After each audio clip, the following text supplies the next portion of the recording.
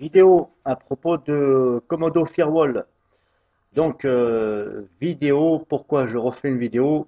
Parce que je me suis aperçu de quelques options éventuellement qui pourraient vous intéresser.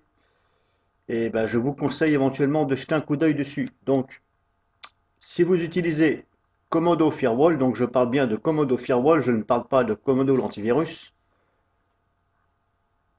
Donc, si vous l'utilisez, et vous avez donc un autre antivirus que Komodo. Donc grosso modo, si vous êtes, on va prendre l'exemple sur mon PC, je suis protégé par DRWeb, voilà, antivirus payant, il a un pare-feu, voilà, mais je préfère un petit peu le pare-feu de Komodo. Alors, c'est pas que le pare-feu de DRWeb est pas bien du tout, c'est tout simplement que j'ai une petite préférence pour celui de Komodo parce qu'il y a la sandbox, voilà. Et bah, je me sers éventuellement de temps en temps de la sandbox. Donc voilà pourquoi j'ai désinstallé le pare-feu de DRWeb et j'ai fait place au pare-feu de Komodo.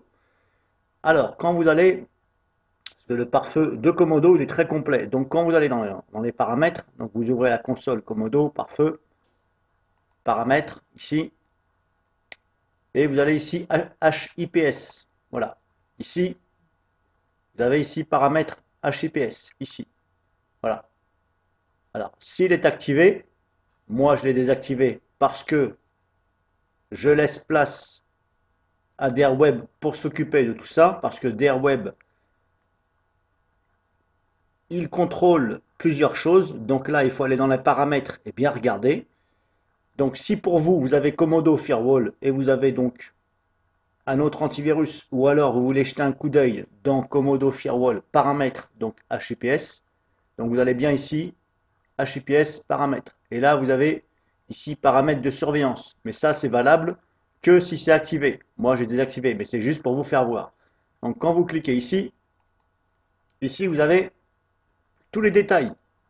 Donc à vous de voir ici pour cocher et décocher éventuellement ce qui pourrait par exemple entrer en conflit avec votre antivirus qui le fait déjà. C'est pourquoi je fais cette vidéo, parce que moi DRWeb, pratiquement tout ce qu'il y a là, voilà, grosso modo tout ce qu'il y a là, j'ai déjà vu DRWeb, donc dans les options, j'ai déjà vu toutes ces choses-là. Voilà. Alors peut-être pas tout entièrement, mais voilà, la plupart des choses, DRWeb le fait. Alors pour vous montrer où c'est que c'est, par exemple dans DRWeb, bon, moi je vous prends un exemple sur mon PC DRWeb, hein, je ne sais pas quel antivirus vous avez, donc je vais vous faire voir sur DRWeb que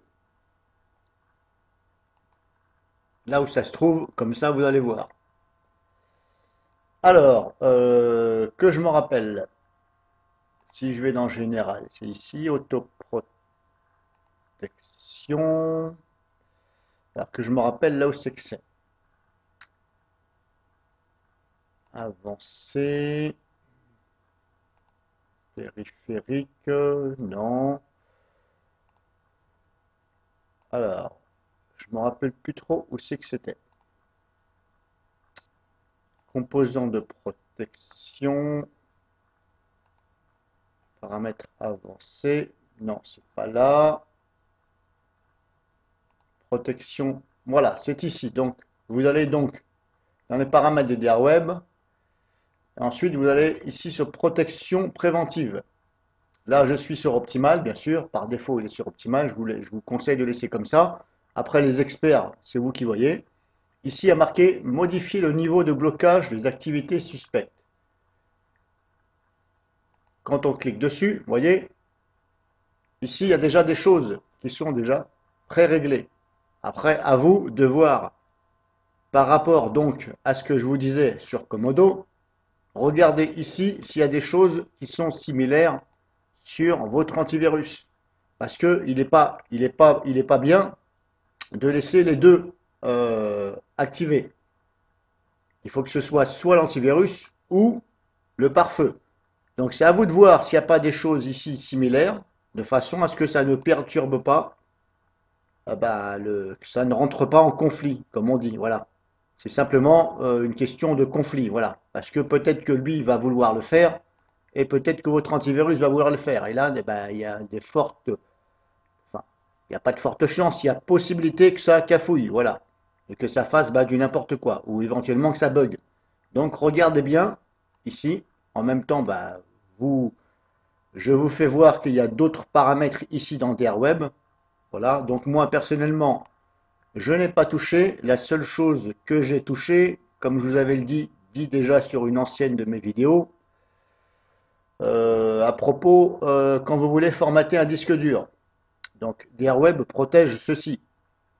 Donc je ne sais plus où c'est que c'est, mais ici il y a quelque chose, il faut le mettre sur demander.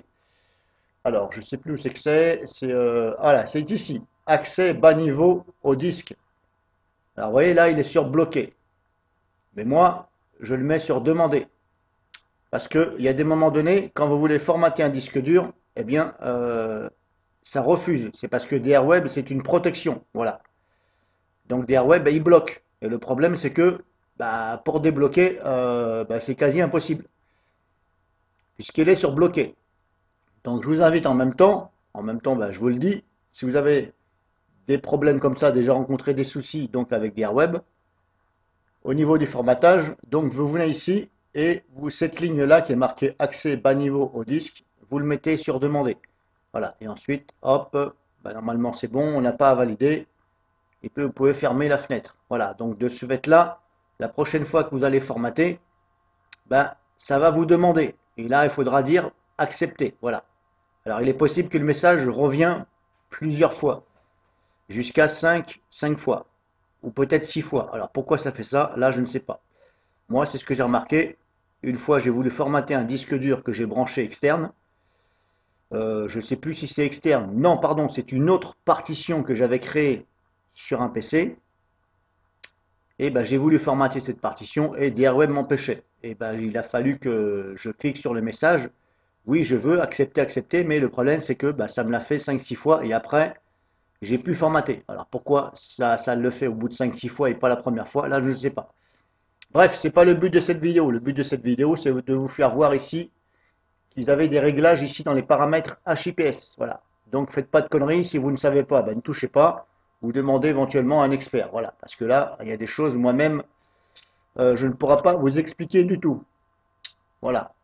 Je ne suis pas un programmateur informatique pour vous dire exactement. Il y a certaines choses là, je ne pourrais pas vous dire. Clé de registre, bon là, ok, d'accord. Interface com protégée, là, je ne pourrais pas vous dire. Voilà. Donc, regardez éventuellement ici. Et n'oubliez pas de cliquer sur OK, sur toutes les fenêtres. Voilà, celle que je viens de fermer éventuellement là. Vous avez vu, j'ai cliqué sur OK. Et là, vous cliquez aussi sur OK. Ne fermez pas, parce que sinon, ça ne prendra pas en compte. Mais comme je vous dis, si ça, ce n'est pas activé, le HIPS, ça ne sert à rien de venir régler ici. Ça va jouer que simplement si c'est activé. Voilà. Donc, n'oubliez pas, à chaque fois, les fenêtres OK. Sinon, ça n'aura pas pris en compte ce que vous avez fait. Donc là, cette vidéo, c'était pour Comodo, le HIPS, par rapport à votre antivirus. Regardez éventuellement dans les paramètres et régler tout ça.